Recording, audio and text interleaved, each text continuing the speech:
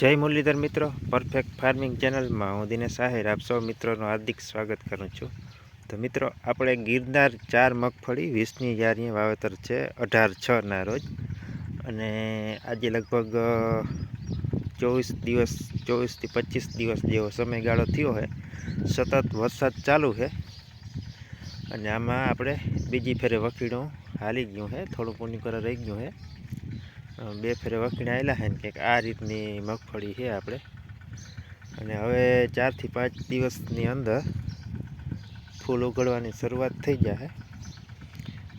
આ વરસાદને લીધે સહેજ પીરી દેખાય છે, પીળા પાન દેખાય છે, પણ જો વરસાદ વયો જશે અને હાથી હાલી જશે તો કમ્પ્લીટ કલરમાં આવી જશે મગફળી.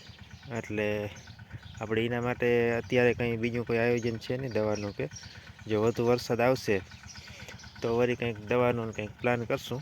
પણ અત્યારે હેઠે સહેજ પાન પીળા છે અને બાકી બહુ વાંધો આવે એવું છે નહીં.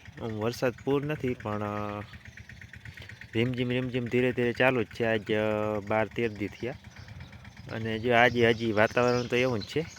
તો અહીંયા છે કંઈક કાકાની વાડી, અને એ જો વખીડું હાલે છે, હાકે છે.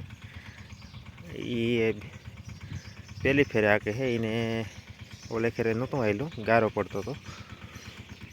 તો જો કંઈક આ રીતનું હજી ગારો તો હજી પડે જ છે, પણ હવે સૂકા છે તો જ હાથી હાલીએ તો જ સૂકા છે. જો હજી આમાં ટ્રેક્ટરમાં ગારો ચોટે જ છે. અને ખડની અમે દવા છાંટી હતી, અચીમેન કરીને આવે એ, તો ખડ વધવું બંધ થઈ ગયું હતું. અને હવે જો હાથી હારી જાય તો આપણે આ નામી વૃદ્ધિમાં અને રોનકમાં આવી જાય. અમારે આ જાડી જમીન રહ્યું એટલે પડા રેચાય.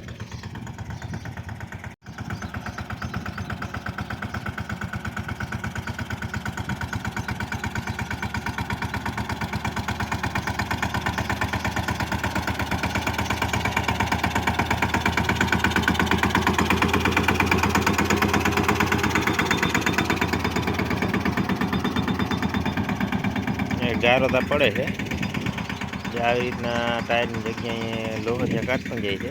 પણ એક ફેરે ત્યાં ગમે એમ કરીને જો હાલી જાય તો જ ફૂકાય, બાકી નકર આ ફૂકાય એમ છે નહીં ખેતર. એટલે એવી રીતના કરી નાખી છે. પાછો વરસાદે વધુ આવે છે, એટલે આ રીતનું કંઈક આયોજન છે.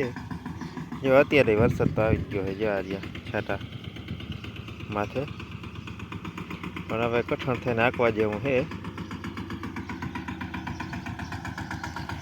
અને મિની ટ્રેક્ટર છે ન્યૂ હોલેન્ડનું સિમ્બા 20 હોર્સ પાવર. તો આનો આપણે ક્યારેક ડિટેલમાં વિડીયો બનાવશું.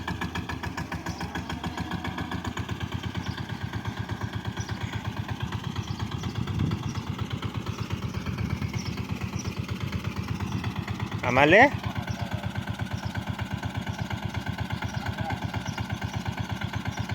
લે આમાં ઓય આમાં લે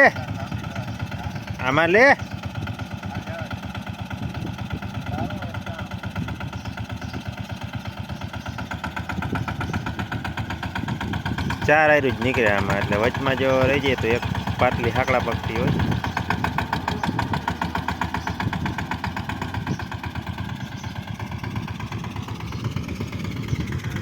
હેહુરાના તો હા પોદા કાઢી નાખે, હચીમેન દવા આવે એ. પણ 7-8 દી રિઝલ્ટ મળે આપણે, જ્યાં બધા નમી ગયા હે છોટા.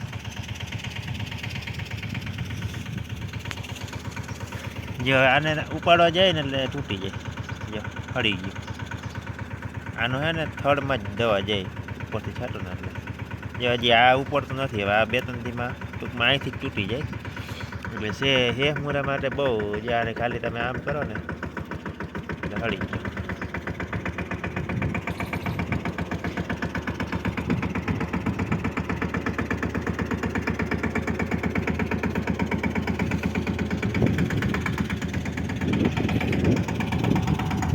હાથી હાલી જશે એટલે હેમૂરનો એ ઓછું પડી જશે અને કંઈક ખેતરું સુકાય. અને 20ની જારી 12ના રીમાની હાકે છે, એટલે 8 ઇંચની જારી દે છે. 6 ઇંચની જારી હાલે એક ફેરે, પણ અત્યારે ગારો વધુ છે એટલે બહુ હાકડી જારી નથી હાંકતા. ફગતી જારી જાગે છે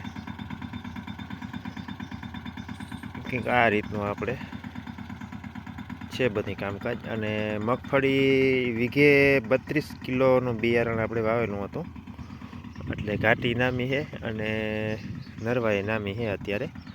હવે આગળ જે કુદરતને દેવું હોય, પણ અત્યારે તો બધું કમ્પ્લીટ જોરદાર બધું કામકાજ હાલે છે.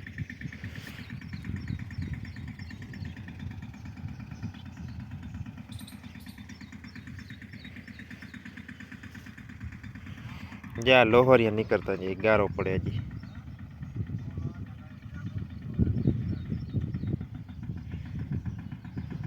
કાયદેસરની ખરાર હોય ને તો કમ્પ્લીટ સાતીડું હાલે, પણ હવે એવી ખરાર નથી આવતી.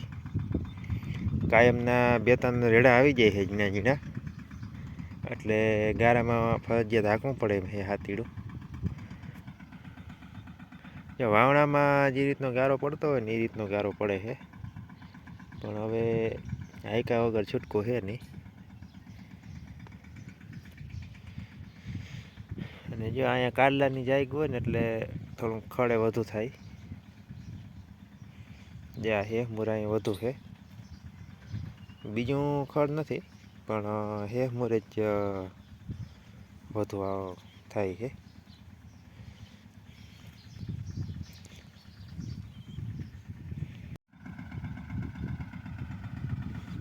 તો મિત્રો જો ગારો પડે છે અહીંયા હેઠા કોરા, અને કંઈક આવા લોહરિયા નીકળે છે.